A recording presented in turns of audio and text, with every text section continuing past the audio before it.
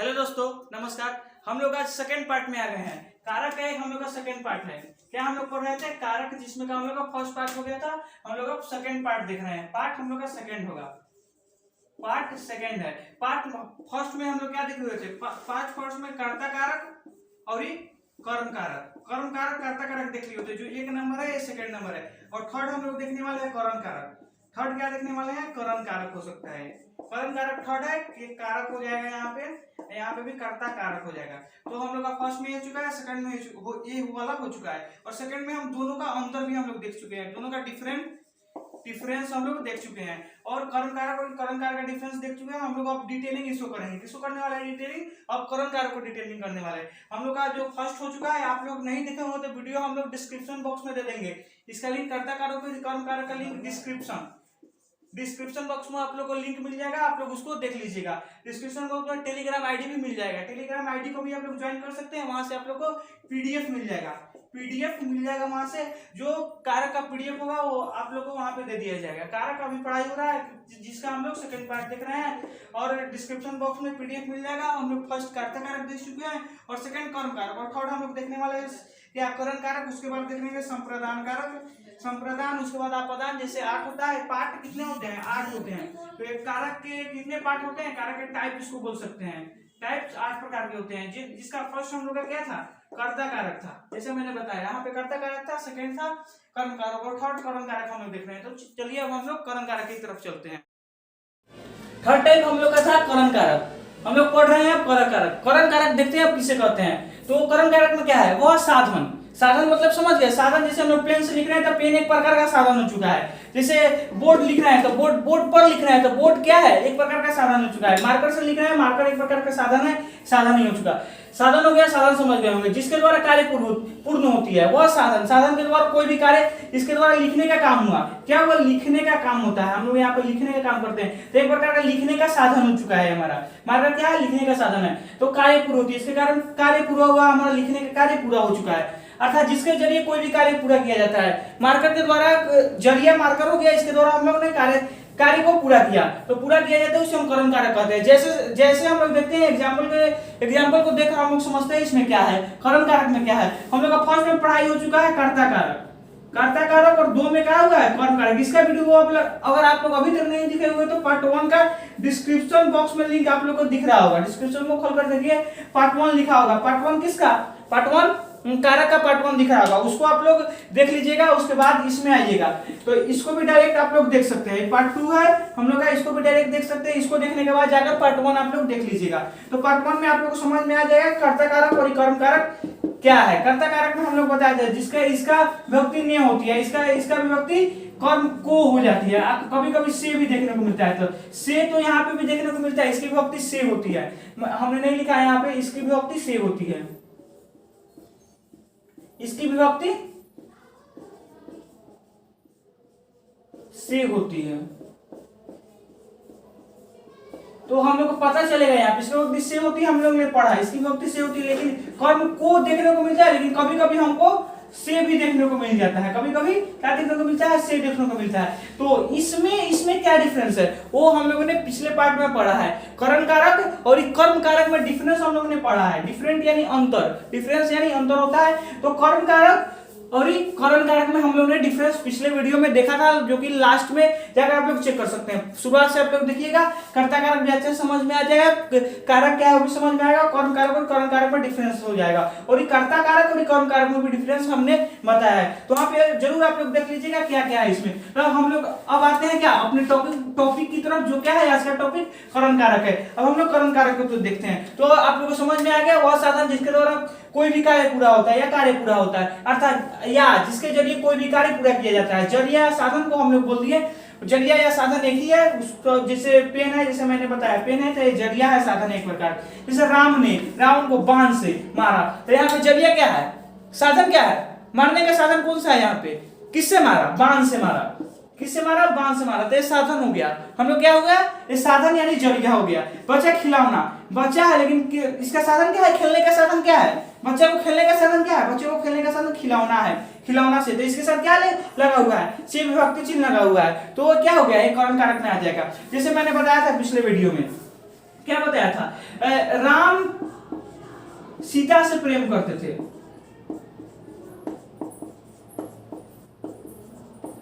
अगर पिछला वीडियो नहीं देखे तो पिछला वीडियो जाकर देख लीजिएगा, समझ में आ जाएगा। जैसे मैं एक बार भी और ही बता देता हूँ। तो यहाँ पे क्या है, राम भी एक व्यक्ति है, राम भी एक पर्सन है, व्यक्ति है, और सीता भी एक पर्सन है यानी व्यक्ति है। पर्सन यानी व्यक्ति आप लोग समझ सकते हैं, थोड़ा थोड़ा इंग्लिश में जानना चाहिए।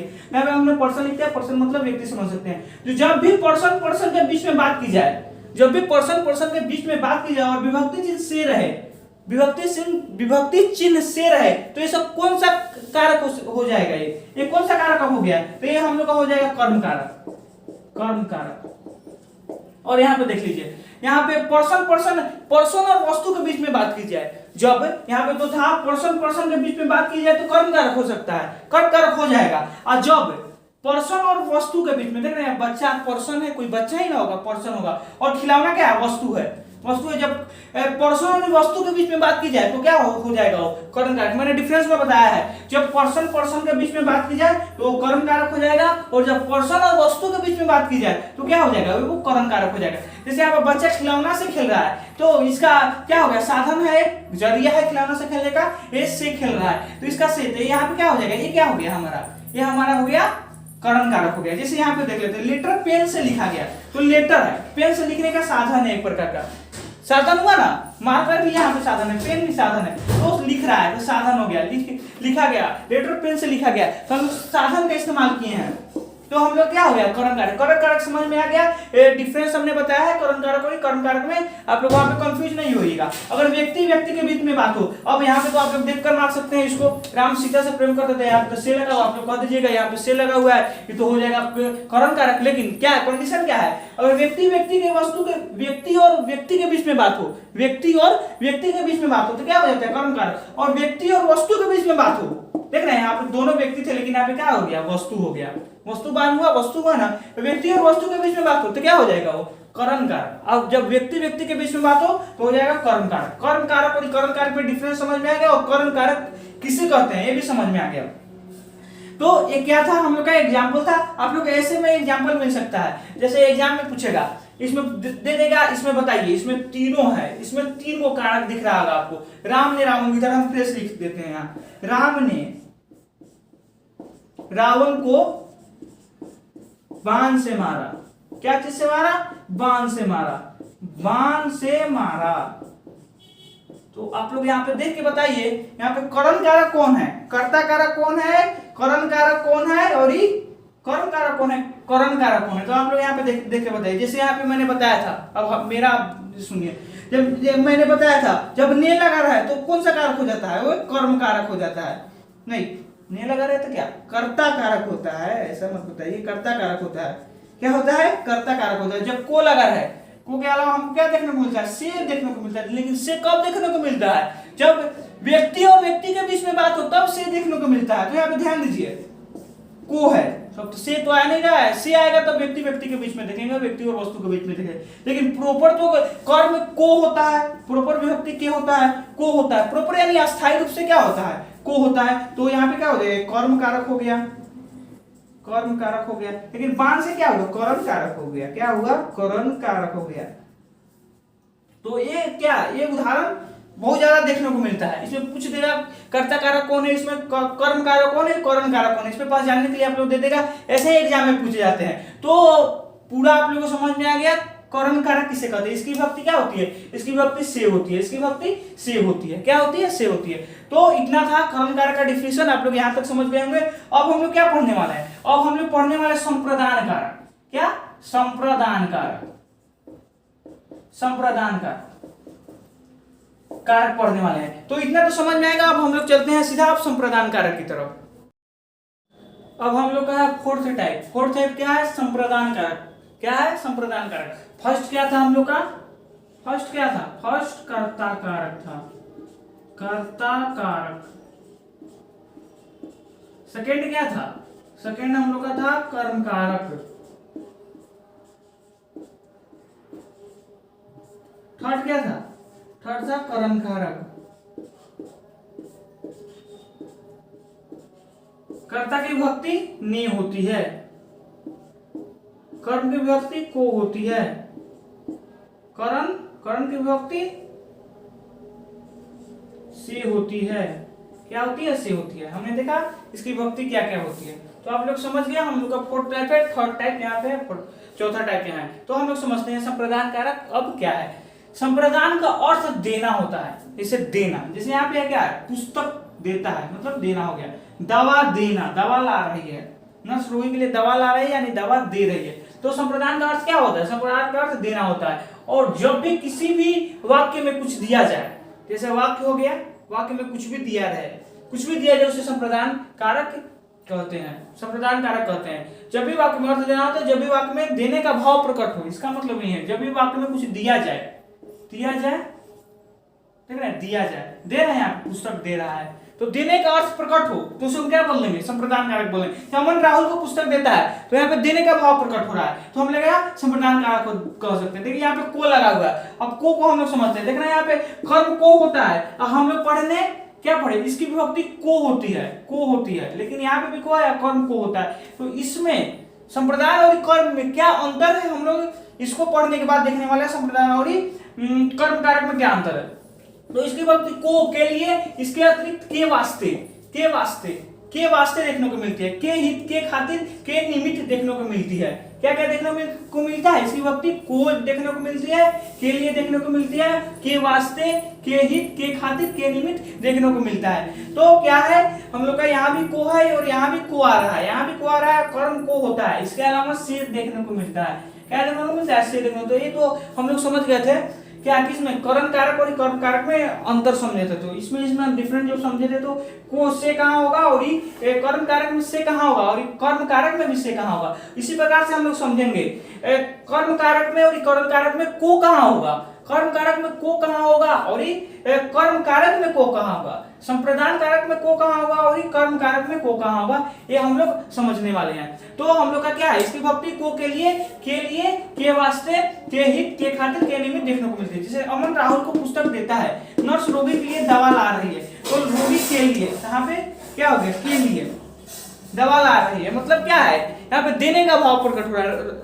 नर्स रोगी के लिए दवा ला रही, तो अपने थोड़ी ना खा जाएगी, नर्स को थोड़ी ना खा जाएगी, रोगी का ना दे रही है। तो यहाँ पे देने का भाव जब भी प्रकट हो, जब भी किसी वाक्य में देने का भाव प्रकट हो, कुछ दिया जाए या देने का भाव प्रकट हो, उसे हम क्या बोल देंगे? संप्रदान कारक। राम ने जन कल्याण के हित में वनवास गए, भगवान राम ने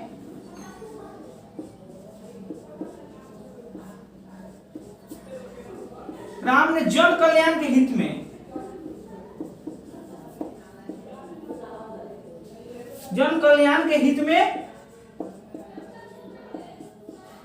में वन गए। कहां गए? वन गए। तो यहाँ पे क्या है, यहाँ पे देख रहे हैं के हित आ रहा है, तो हम लोग देखे थे के हित, के खातिर, के निमित्त, इसी बात को कहते हैं। यहाँ पे हो सकता है भगवान राम ने जन कल्याण के वास्ते, जन कल्याण के वास्ते क्या गए? वन गए, वन गए, जन कल्याण के वास्ते वन गए, या के खातिर, भगवान राम ने जन कल्याण के खातिर, देखते हैं हम लोग के खातिर वन गए, के वास्ते और के हित, के खातिर, के निमित्त एक ही वर्ड है। क्या है ये सब एक ही वर्ड है, ये सब एक ही वर्ड है। के हित बोलिए या के खातिर वन गए, के वास्ते वन गए, के निमित्त वन गए। जैसे देश के निमित्त नेताजी जेल गए, देश के निमित्त भगत सिंह, यहां तक लिख लेते हैं भगत सिंह सूली पर चढ़े, भगत सिंह फांसी पर चढ़े। तो क्या है? भगत सिंह के निमित्त, देश के निमित्त, देश के खातिर, देश के वास्ते, देश के हित, देश के निमित्त, देश के खातिर, सब एक ही बात हुआ। देश के निमित्त भगत सिंह फांसी पर चढ़ गए, यहाँ पे हो नहीं सकता था देश के खातिर भगत सिंह फांसी पर चढ़े, तो एक ही वर्ड है। क्या है? एक ही वर्ड है। तो ये सब आप लोगों को समझ में आ गया, के हित, के वास्ते, के खातिर, के निमित्त, एक ही वर्ड है। और को कहाँ यूज होता है? को एगो कर्म कारक में को यूज होता है और संप्रदान कारक में को यूज होता है। तो हम लोग दोनों में अंतर समझ जाएंगे। तो हम लोग अंतर देखना है, किसमें अंतर देखना है, हम लोग संप्रदान कारक और कर्म कारक में अंतर देखने वाले हैं। संप्रदान कारक की विभक्ति को होती है, इसके अलावा के द्वारा देखने को मिलता है। इसका कर्म कारक की विभक्ति से होती है, इसके अलग भी क्या देखने को मिलता है, हमको एगो से देखने को मिलता है। तो यहाँ भी को है, यहाँ भी को है, इसका विभक्ति को होती है, इसकी विभक्ति को होती है। लेकिन कब को होता है और कब कब कर्म कारक में को होता है और कब संप्रदान कारक में को होता है, वो हम लोग देखने वाले हैं। जैसे मैंने संप्रदान कारक में क्या बताया था, संप्रदान कारक में देने का भाव प्रकट होता है। संप्रदान कारक में क्या होता है, देने का भाव प्रकट होता है, हम किसी को कुछ दिए यानी देने का भाव प्रकट होता है। कर्म कारक में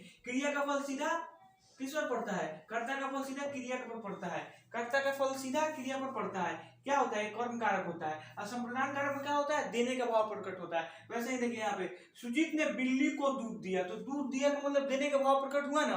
तो यहाँ पे जब भी देखिएगा बिल्ली को, यहाँ पे भी आया, यहाँ पे भी बिल्ली को है, तो कैसे हुआ, तो ये दूध दिया, तो दूध दिया मतलब क्या हुआ, दिया, देने का कुछ ना कुछ तो दिया ना। तो यहाँ पे जब भी देने का भाव प्रकट हो तो क्या हो जाएगा, ये संप्रदान कारक हो जाएगा। यहाँ पे कुछ देने का भाव प्रकट हुआ, इस सेंटेंस से आपको पता चल रहा है यहाँ पे हम किसी को कुछ दे रहे हैं। इससे देख रहे हैं सुजीत ने बिल्ली को पुचकारा, तो कुछ दिया है सुजीत ने, सुजीत कुछ बिल्ली को दिया नहीं, पुचकारा है, ओनली क्या किया, पुचकारा है मतलब उसको सहलाया है, खिलाने का काम कर रहा है, उसको खिला रहा है, मतलब उसको क्या पुचकार रहा है, मतलब खिला रहा है। तो सुजीत ने बिल्ली को पुचकारा, यहाँ भी बिल्ली को आ रहा है, क्या आ रहा है, बिल्ली को आ रहा है, लेकिन ये देने का भाव प्रकट नहीं हुआ, तो यहाँ पे तो हो जाएगा सीधा है कर्म कारक। लेकिन यहाँ पे कुछ ना कुछ दिया तो ये क्या हो जाएगा, ये संप्रदान कारक हो जाएगा। वैसे ही देखिए अध्यापक ने छात्र को पुस्तक दी, अध्यापक ने छात्र को पुस्तक दी, तो यहाँ पे क्या हो रहा है, पुस्तक देने का काम कौन कर रहा है, छात्र। अध्यापक ने छात्र को पुस्तक दी, कौन दिया, अध्यापक ने दिया, तो यहाँ पे दे रहे हैं, कुछ ना कुछ दे रहे हैं, तो यहाँ पे क्या हो जाएगा, ये संप्रदान कारक हो। जब भी देने का भाव प्रकट हो तो ये क्या हो जाएगा, संप्रदान कारक हो गया। और यहाँ पे देखिए, यहाँ पे कुछ नहीं दिया जा रहा है, अध्यापक ने छात्र को पढ़ाया है, पढ़ा दिया है, उसके बाद उसको कुछ दिया तो नहीं है, तो पढ़ाया, तो यहाँ पे छात्र को आया है, यहाँ पे भी देख लीजिए, यहाँ पे भी, और छात्र को आया है यहाँ पे भी। लेकिन ये जब भी दे दिया जाएगा तो ये क्या हो जाएगा, संप्रदान कारक हो गया। यहाँ पे कुछ नहीं दिया जा रहा है तो क्या हो गया, ये क्या कर्म कारक हो गया। तो कर्म कारक क्या होगा, जैसे हम लोग थर्ड एग्जाम्पल देख रहे हैं, आपने मेरे को, क्या हो जाएगा, आपने मेरे को मार्कर गिफ्ट दिया, मतलब अभी चल रहा है क्या, 5 सितंबर आने वाला है, आपने मतलब मेरे को मार्कर गिफ्ट दिया, मार्कर गिफ्ट दिया।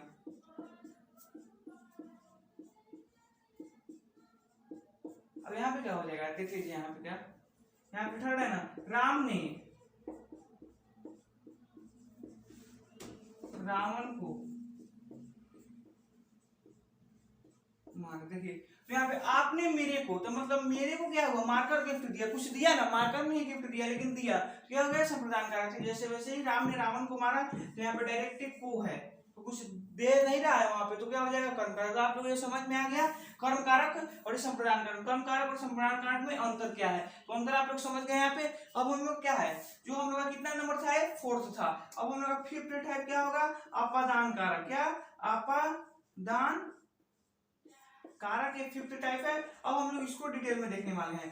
हम लोग का हो गया कर्ता कारक, कर्म कारक, कर्म कारक और संप्रदान कारक, और 5th था अपदान कारक। इसको हम लोग देखेंगे अपदान कारक कब होता क्या है। अब हम लोग देखने वाले हैं अपदान कारक। अपदान कारक होता क्या है, संज्ञा, पहले संज्ञा समझिए। संज्ञा क्या होता है, किसी व्यक्ति वस्तु स्थान के नाम को हम लोग संज्ञा कहते हैं। संज्ञा का स्पेलिंग क्या होता है, नाउन होता है, क्या होता है, नाउन होता है। किसी व्यक्ति वस्तु स्थान के नाम को हम लोग संज्ञा कहते हैं या नाउन कहते हैं। नाउन मुझे नेमिंग वर्ड, नाउन मुझे नेमिंग वर्ड आगे नेम हो जाएगा। किसी व्यक्ति वस्तु स्थान के नाम को हम लोग संज्ञा कहते हैं।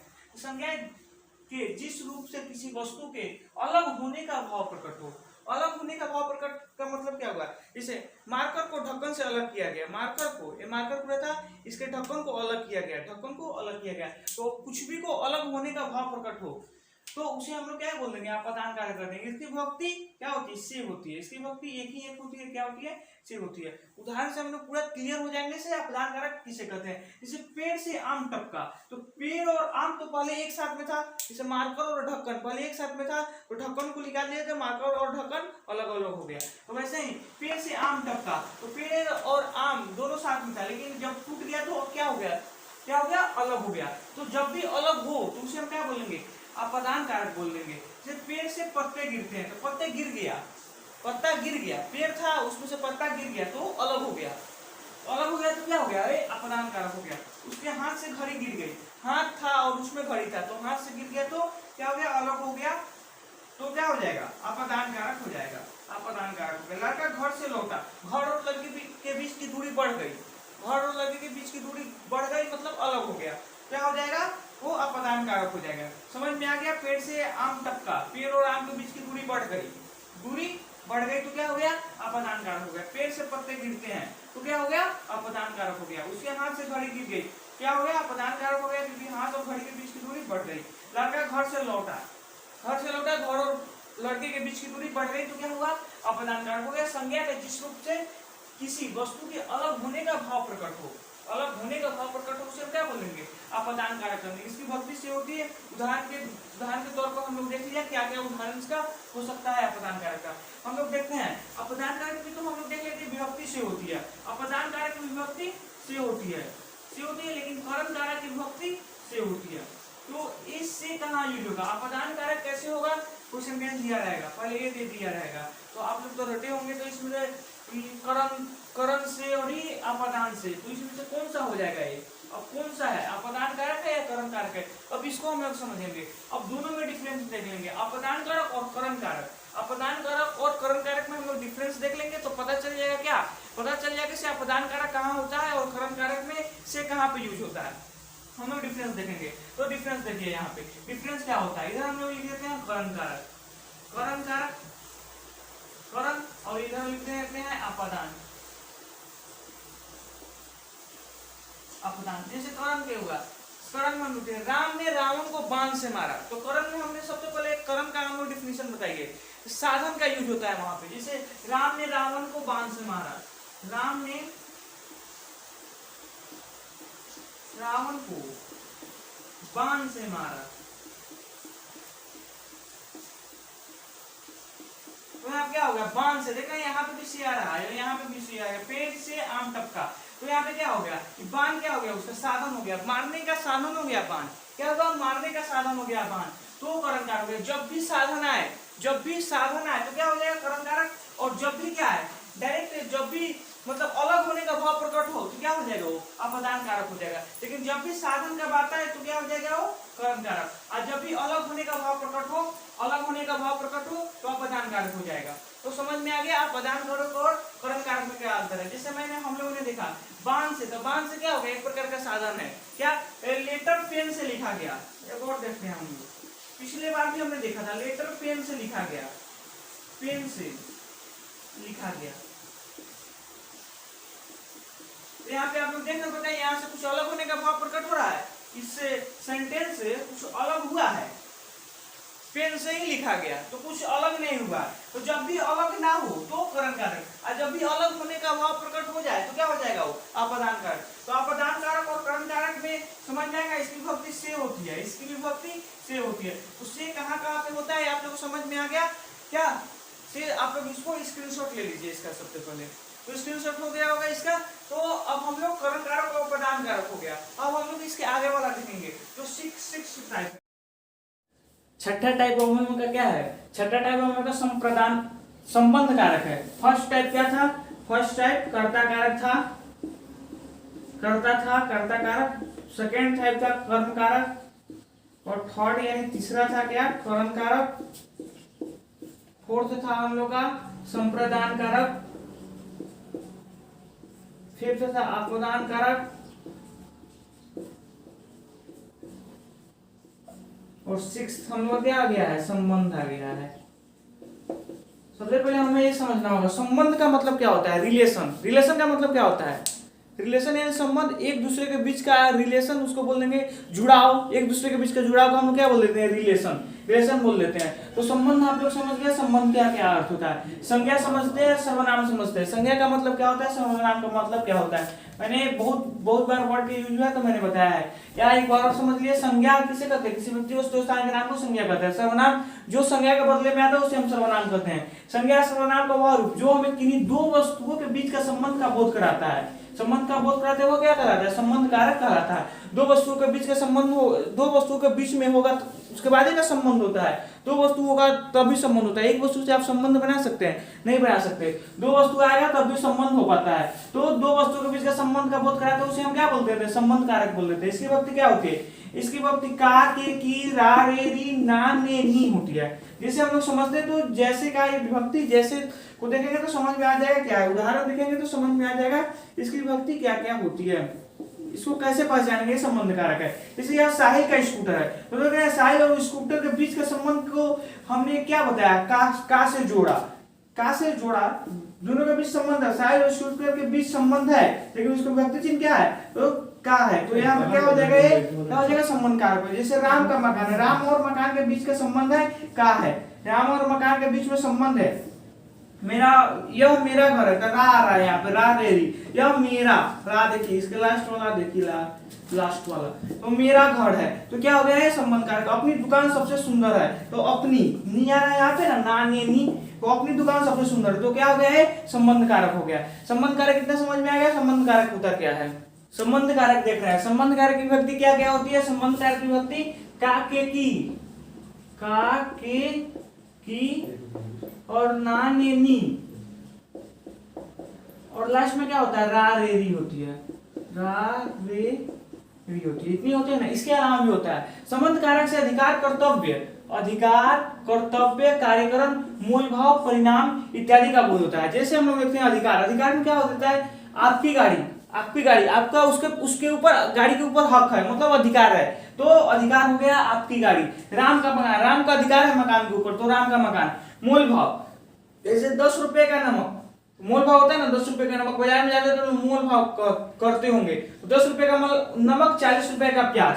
और परिणाम, परिणाम में 5 मीटर की साड़ी, परिणाम हो गया 5 मीटर की साड़ी, 10 किलोमीटर की दूरी। देख रहे हैं यहाँ पे रा, रे, री आएगा, यहाँ पे मीटर की आएगा, यहाँ पे रुपए का आएगा, राम का आएगा, की आएगा, 10 रुपए का आएगा, 5 मीटर की आएगा, तो यहाँ पे क्या रा, रे, री, नाने, नी और का के की देखने को मिलता है। कर्तव्य में क्या, महादेवी वर्मा की कविता है, तो की आ गया यहाँ पे।